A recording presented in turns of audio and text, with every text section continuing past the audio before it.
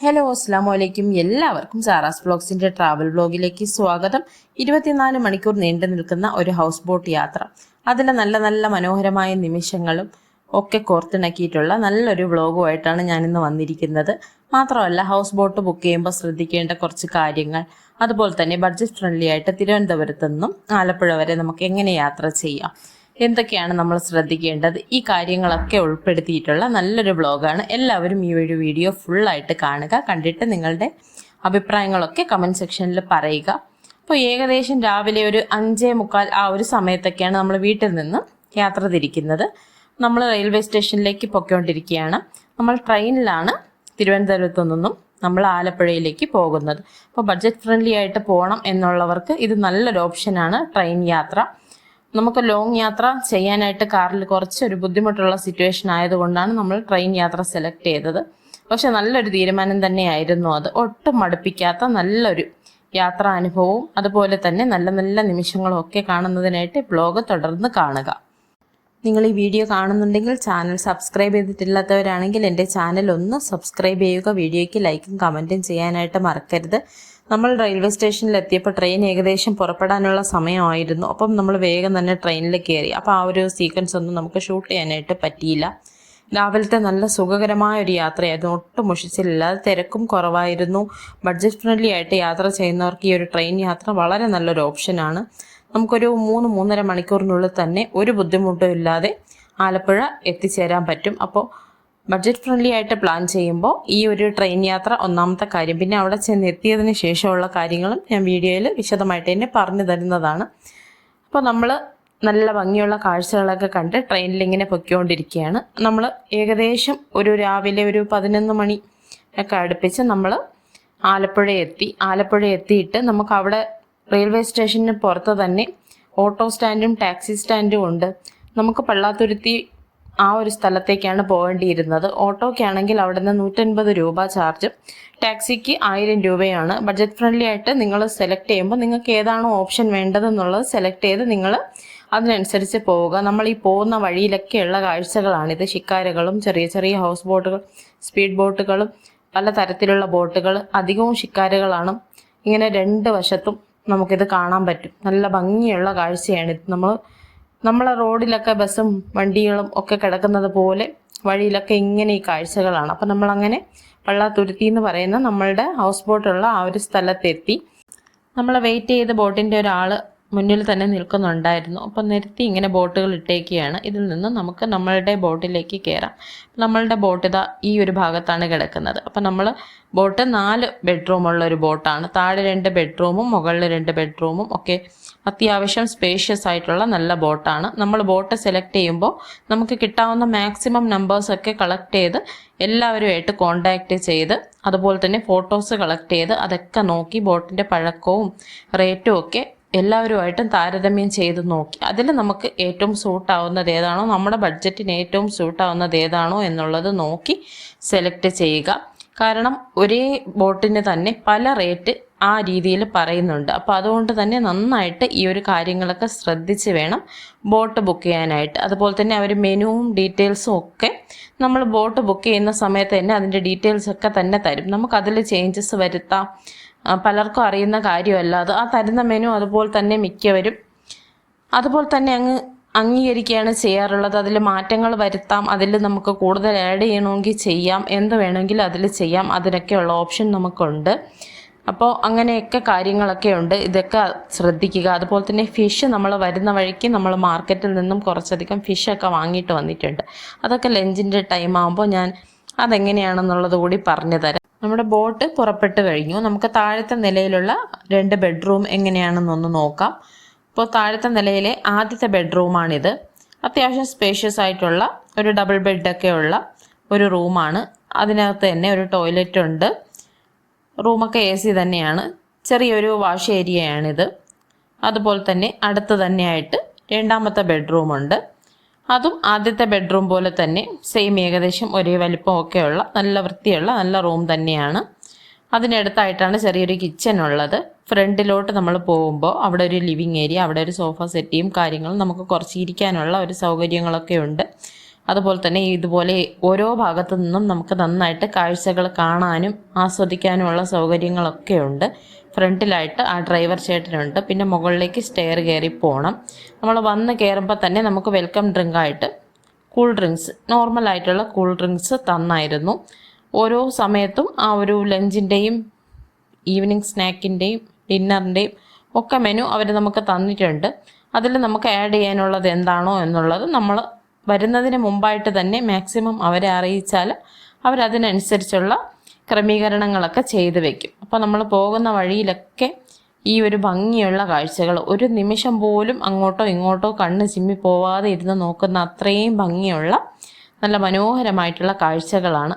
അപ്പോൾ എല്ലാവരും ഒരു തവണയെങ്കിലും ഈ ഒരു ഹൗസ് ബോട്ട് യാത്ര ഈ പറയുന്നത് പോലെ കൃത്യമായ രീതിയിൽ പ്ലാനിങ്ങോടുകൂടി പ്ലാൻ ചെയ്ത് അതിനെ നല്ല രീതിയിൽ ഒന്ന് എക്സ്പീരിയൻസ് ചെയ്യാനായിട്ടൊന്ന് ശ്രമിക്കുക. 1 ബെഡ്റൂം മുതൽ 20ഓളം ബെഡ്റൂം വരെയുള്ള ഹൗസ് ബോട്ടുകൾ അവൈലബിൾ ആണെന്നാണ് പറയുന്നത്. വലിയ ഗ്രൂപ്പായിട്ടൊക്കെ വരുന്നവരാണെങ്കിൽ അവരുടെ ആവശ്യാനുസരണമുള്ള ഹൗസ് ബോട്ടുകൾ നോക്കി തിരഞ്ഞെടുക്കാവുന്നതാണ്.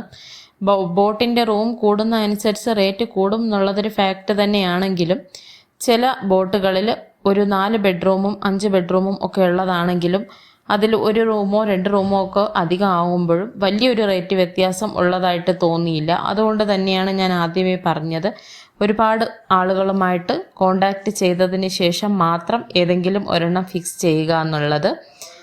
അതുപോലെ തന്നെ നമ്മൾ പോകുന്ന വഴിയിൽ നല്ല ഭംഗിയുള്ള റിസോർട്ടുകളൊക്കെ നമുക്ക് കാണാൻ പറ്റും. നല്ല കേരള തനിമയുള്ള നല്ല ഭംഗിയുള്ള റിസോർട്ടിൽ താമസിച്ചിട്ട് ഹൗസ് ബോട്ടിൻ്റെ ആ ഒരു യാത്രയും കൂടെ അങ്ങനെ പ്ലാൻ ചെയ്യുന്നവരാണെങ്കിൽ അതിനും നല്ല സൗകര്യങ്ങളൊക്കെ ഉണ്ട്. പിന്നെ ഹൗസ് ബോട്ടിൽ നമ്മൾ യാത്ര പോകുമ്പോൾ തന്നെ സ്പീഡ് ബോട്ടുകളുമായിട്ട് വന്ന് ഇങ്ങനെ സമീപിക്കുന്നുണ്ട്. ആ ഒരു ബോട്ടിലേക്ക് നമുക്ക് കയറി 1 മണിക്കൂർ 2 മണിക്കൂർ അങ്ങനെ അവരതിന് ചാർജസ് പറയുന്നുണ്ട്. അതിനനുസരിച്ച് നമുക്ക് അവർ പറയുന്നത് ചെറിയ വഴികളിൽ കൂടെ പോകുന്നതും അങ്ങനെ നമ്മൾ ഈ ഹൗസ് ബോട്ട് പോവാത്ത റൂട്ടിൽ കൂടെയൊക്കെ പോയി കാഴ്ചകളൊക്കെ കണ്ട് തിരിച്ചു വരുന്നതിനാണ് അവരവരുടെ റേറ്റും കാര്യങ്ങളും ഒക്കെ വന്ന് പറയും. നമുക്കതിൽ യാത്ര ചെയ്തിട്ട് തിരിച്ച് വീണ്ടും വന്ന് ഇതിലേക്ക് തന്നെ കണക്ട് ചെയ്ത് നമുക്ക് മുമ്പോട്ട് പോകാൻ പറ്റും. ഇനി നമുക്ക് നമ്മളുടെ കിച്ചണിൽ കയറിയിട്ടൊന്ന് നോക്കാം. അപ്പോൾ നമ്മുടെ കുക്ക് ചേട്ടൻ നല്ല തിരക്ക് പിടിച്ചുള്ള പണിയിലാണ്. ആകെപ്പാടെ ആ ഒരു ആൾ തന്നെയാണ് കുക്കിങ്ങും കാര്യങ്ങളൊക്കെ ചെയ്യുന്നത്. അപ്പോൾ നമ്മൾ എക്സ്ട്രാ ആയിട്ട് കൊണ്ടു തന്ന ഫുഡും കാര്യങ്ങളൊക്കെയാണ് പുള്ളി തിരക്കിട്ട് പ്രിപ്പയർ ചെയ്തുകൊണ്ടിരിക്കുന്നത്. ഏകദേശം ഉച്ചയ്ക്ക് ലഞ്ചിൻ്റെ ആ ഒരു ടൈം ആയിട്ടുണ്ട്. അപ്പം മധു എന്ന് പറയുന്ന ഒരു ചേട്ടനാണിത്. പുള്ളി നല്ല ഒന്നാന്തരം കുക്ക് തന്നെയായിരുന്നു കേട്ടോ.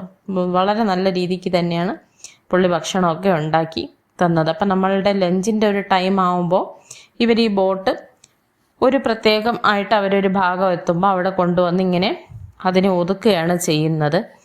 ഏകദേശം അപ്പോൾ ആ ഭാഗത്തൂടെ യാത്ര ചെയ്യുന്ന ബോട്ടുകളൊക്കെ അടുത്തടുത്തായിട്ട് തന്നെ കൊണ്ടുവന്ന് അങ്ങനെ ഒതുക്കി ആ ഒരു ഭാഗത്ത് നിർത്തിയിട്ടാണ് ലഞ്ചിൻ്റെ സമയമാകുമ്പോൾ കുറച്ചൊരു ബ്രേക്ക്, ആ ഒരു ഭക്ഷണമൊക്കെ കഴിച്ച് കഴിയുന്നവരെ ആ ഒരു ബ്രേക്ക് എടുത്തിട്ട് അവരതിനെ അങ്ങ് ഒതുക്കി നിർത്തും. നല്ല ഭംഗിയുള്ള ഒരു തുരുത്ത് പോലുള്ള ഒരു ഭാഗത്താണ് നമ്മുടെ ഈ ബോട്ട് ഒതുക്കി നിർത്തിയിരിക്കുന്നത്. 2 വശവും കായലും നടുക്കൊരു തുരുത്ത് പോലെ ഉള്ള ഒരു ഭാഗം. അവിടെ പെട്ടെന്ന് തന്നെ നന്നായിട്ട് മഴക്കാർ വന്നു. നല്ല കാറ്റും അതുപോലെ തണുത്ത കാറ്റും ഇരുണ്ട ആ ഒരു കാലാവസ്ഥയും നല്ല മഴയും പെട്ടെന്ന് തുടങ്ങി. വളരെ നല്ലൊരു ഭാഗമായിരുന്നു. നമ്മൾ യാത്രയിൽ തന്നെ മനോഹരമായിട്ടുള്ള നിമിഷങ്ങളിൽ ഒന്നായിരുന്നു ആ ഒരു ഉച്ച സമയത്ത് ഉണ്ടായ ആ ഒരു മഴ. കായലിന് നടുക്ക് വളരെ ഭംഗിയായിരുന്നു ആ ഒരു കാഴ്ച കാണുന്നത്.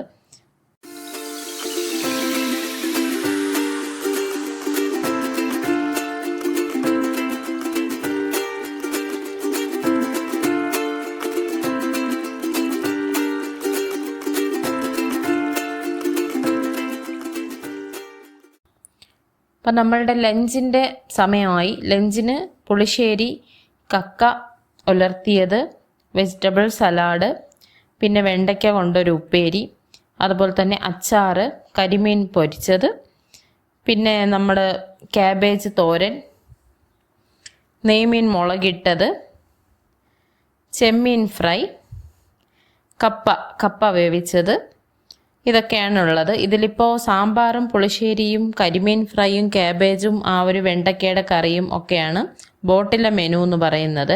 പിന്നെ എക്സ്ട്രാ ആയിട്ട് ഈ കക്ക ഉലർത്തിയതും അതുപോലെ തന്നെ നമ്മളുടെ ചെമ്മീൻ ഫ്രൈയും നെയ്മീൻ മുളകിട്ടതും കപ്പയും ഇതൊക്കെ നമ്മൾ എക്സ്ട്രാ ആയിട്ട് വാങ്ങിക്കൊടുത്തിട്ട് അവരുണ്ടാക്കി തന്നിട്ടുള്ളതാണ്. അതിനുള്ള എക്സ്ട്രാ ചാർജസ് നമ്മൾ കൊടുക്കേണ്ടി വരും അവർക്ക്. അവർ കുക്ക് ചെയ്യുന്നതിനും അതുപോലെ തന്നെ അതിന് വേണ്ട സാധനങ്ങളൊക്കെ അവരുപയോഗിക്കുന്നതിനുള്ള ചാർജ് നമ്മൾ അവർക്ക് എക്സ്ട്രാ കൊടുക്കേണ്ടി വരും.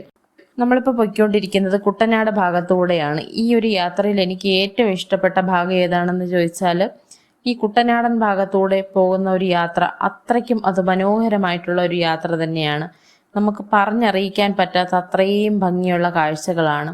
ഒരു വശത്തിങ്ങനെ പച്ച പട്ട് വിരിച്ചതുപോലെയുള്ള പാടവും ഈ ഒരു വെള്ളവും അതിൽ കൂടെ നമ്മളിങ്ങനെ പൊയ്ക്കൊണ്ടിരിക്കുമ്പോൾ ഈ ഇരുവശത്തും കാണുന്ന കാഴ്ചകളും ഒക്കെ ശരിക്കും പറഞ്ഞാൽ വാക്കുകൾക്ക് അതീതമായിട്ടുള്ള ഭംഗിയെന്ന് തന്നെ നമുക്ക് പറയാം. നമുക്ക് പറഞ്ഞ് മനസ്സിലാക്കി തരാൻ പറ്റാവുന്നതിലും അപ്പുറം ഉള്ള ഭംഗിയുള്ള കാഴ്ചകളാണ് ഈ ഒരു ഭാഗത്തൊക്കെ എങ്ങോട്ട് നോക്കിയാലും കാണാൻ പറ്റുന്നത്. വഴിയിൽ നിന്നിട്ട് ഒരു ചേട്ടൻ ചൂണ്ടയിടുന്നുണ്ട്. അതുപോലെ തന്നെ ചെറിയ ചെറിയ വീടുകളും അവരുടെ ജീവിതം വളരെ സുന്ദരമായിരിക്കുമെന്ന് നമുക്ക് തോന്നും. കാരണം ഇത്രയും ഭംഗിയുള്ള കാഴ്ചകളൊക്കെ എപ്പോഴും കാണാമല്ലോ. പക്ഷെ മഴക്കാലമൊക്കെ വരുമ്പോൾ ശരിക്കും ദുരിതം തന്നെയായിരിക്കും ഈ ഒരു സ്ഥലങ്ങളിലൊക്കെ താമസിക്കുന്നവർക്ക്. ശരിക്കും അവർക്ക് അവരുടേതായ ബുദ്ധിമുട്ടുകളൊക്കെ ഉണ്ടാവും. ഒരു കുഞ്ഞു മോനൊക്കെ നിന്നിട്ട് നല്ല എളുപ്പത്തിൽ ഇങ്ങനെ ചൂണ്ടയൊക്കെ ഇട്ട് കളിക്കുന്നുണ്ട്. എല്ലാ വീടുകളുടെ മുമ്പിലും അവർക്ക് യാത്ര ചെയ്യാൻ ആവശ്യത്തിനുള്ള ചെറിയ വഞ്ചികൾ, ചെറിയ ചെറിയ ബോട്ടുകളും ഒക്കെ ഉണ്ട്.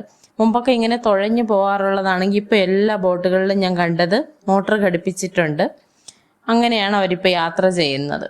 വളരെ ഭംഗിയുള്ള ഈ ഒരു ഭാഗത്ത് ഇങ്ങനെ ജനവാസ മേഖലകളായതുകൊണ്ട് രണ്ടു വശത്തും ഇങ്ങനെ ചെറിയ ചെറിയ വീടുകളും അവരുടെ ആ ഒരു ജീവിതങ്ങളും ഒക്കെ നമുക്ക് ഈ പോകുന്ന വഴിക്ക് ഇങ്ങനെ കണ്ടു പോകാം. നമ്മളിപ്പം സിറ്റിയിലൊക്കെ താമസിക്കുന്ന ആളുകൾക്ക് ഈ ഒരു കാഴ്ചകൾ എന്നൊക്കെ പറയുമ്പോൾ അത്രത്തോളം കണ്ണിന് കുളിർമ നൽകുന്ന വളരെ മനോഹരമായിട്ടുള്ള കാഴ്ചകൾ തന്നെയാണെന്നുള്ളതിൽ ഒരു സംശയവും ഇല്ല. നമുക്ക് വൈകുന്നേരത്തെ ചായയും നല്ല ചൂട് പഴംപൊരിയൊക്കെ തന്നിട്ടുണ്ടായിരുന്നു. നമ്മൾ യാത്രയിൽ ഇങ്ങനെ മുഴുകിയിരിക്കുമ്പം ചെറിയ ചെറിയ കാര്യങ്ങളൊക്കെ ചിലപ്പോൾ ഷൂട്ട് ചെയ്യാനായിട്ട് വിട്ടു പോകുന്നതാണ്. ഒരു 5:30 മണിയൊക്കെ ആയപ്പോൾ നമ്മളെ ബോട്ട് ഏകദേശം ആ അന്നത്തെ ദിവസത്തെ യാത്ര മതിയാക്കി നമ്മൾ ബോട്ട് കൊണ്ടുവന്ന് ഒതുക്കും. അവരുടെ ഇലക്ട്രിസിറ്റിയുടെ സെറ്റിങ്സ് ഒക്കെ ചെയ്തിരിക്കുന്ന ആ ഒരു ഭാഗത്താണ് എല്ലാ ബോട്ടുകളും ഇങ്ങനെ നിർത്തിയിരിക്കുന്നത്. എല്ലാവർക്കും സെപ്പറേറ്റ് ആയിട്ടുള്ള കണക്ഷനുകളും കാര്യങ്ങളും ഉണ്ട് ഇലക്ട്രിസിറ്റിയുടെ. അപ്പോൾ നമ്മൾ രാത്രി നല്ല ഭംഗിയായിട്ട് തന്നെ ലൈറ്റ് സെറ്റിങ്സ് ഒക്കെ ഇവർ ചെയ്തിട്ടുണ്ട്. മുകളിൽ ഇതുപോലെ നല്ലൊരു വലിയ ഡൈനിങ് ഏരിയയും 2 ബെഡ്റൂംസും ആണുള്ളത്. താഴെ ഒരു ലിവിങ് ഏരിയയും 2 ബെഡ്റൂംസും കിച്ചണുമാണ് നമ്മളുടെ ഈ ബോട്ടിലുള്ളത്. രാത്രിയായപ്പോൾ കാഴ്ചയ്ക്ക് നല്ലതുപോലെ ഭംഗിയായിട്ട് എല്ലാ ഭാഗത്തും നല്ല അട്രാക്റ്റീവായിട്ടുള്ള ലൈറ്റ്സും ഒക്കെ ഇട്ടിട്ടുണ്ട്. നമ്മളെ ബോട്ട് ഇതുപോലെ ഒതുക്കി നിർത്തിയിട്ട് ഈ ബോട്ടിൻ്റെ ഡ്രൈവർ പുള്ളിക്കാരൻ പിന്നെ പോയി കഴിഞ്ഞു. രാത്രി അവിടെ ഹെൽപ്പിനുള്ള ആ ഒരു സ്റ്റാഫും കുക്കും മാത്രമേ പിന്നെ രാത്രി ബോട്ടിൽ ഉണ്ടാവുകയുള്ളൂ. എല്ലാ ബോട്ടിലും പാസഞ്ചേഴ്സ് ഉള്ള ഇതുപോലെ യാത്രക്കാരുള്ള ബോട്ടുകളൊക്കെ ഒരുപോലെ അടുത്തടുത്തായിട്ടാണ് നിർത്തിയിട്ടിരിക്കുന്നത്. അതിനുശേഷം നമുക്ക് പിന്നെ ഡിന്നറിനുള്ള സമയമാവുന്നുണ്ടായിരുന്നു. നമുക്ക് ഡിന്നറിൻ്റെ മെനു എന്താണെന്നൊന്ന് നോക്കാം. താറാവ് റോസ്റ്റ് ഉണ്ട്. താറാവിന് പകരം ചിക്കൻ ആയിരുന്നു അവർ പറഞ്ഞിരുന്നത്. നമ്മളത് പറഞ്ഞ് ചേഞ്ച് ചെയ്ത് താറാവാക്കി. ചപ്പാത്തി ഉണ്ട്, പിന്നെ ഒരു ഭിണ്ടി ഫ്രൈ ഉണ്ട്, ചോറുണ്ട്, അതുപോലെ തന്നെ ഞണ്ട് റോസ്റ്റ് ഉണ്ട്. ഈ ഞണ്ടും ടൈഗർ പ്രോൺസും നമ്മൾ ഉച്ചയ്ക്ക് വാങ്ങിക്കൊടുത്തതിൽ നിന്ന് രാത്രിയിലത്തേക്ക് അവർ മാറ്റി വെച്ചിരുന്ന 2 ഐറ്റംസ് ആണ്.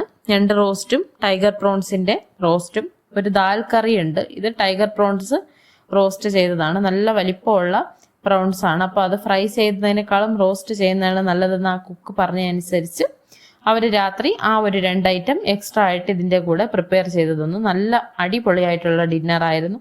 വളരെ ടേസ്റ്റി ആയിരുന്നു. കൃത്യസമയത്ത് തന്നെ ആ ഫുഡൊക്കെ നല്ലതായിട്ട് അവർ സെർവ് ചെയ്ത് കൊണ്ടുവന്ന് വെച്ച് തന്നു.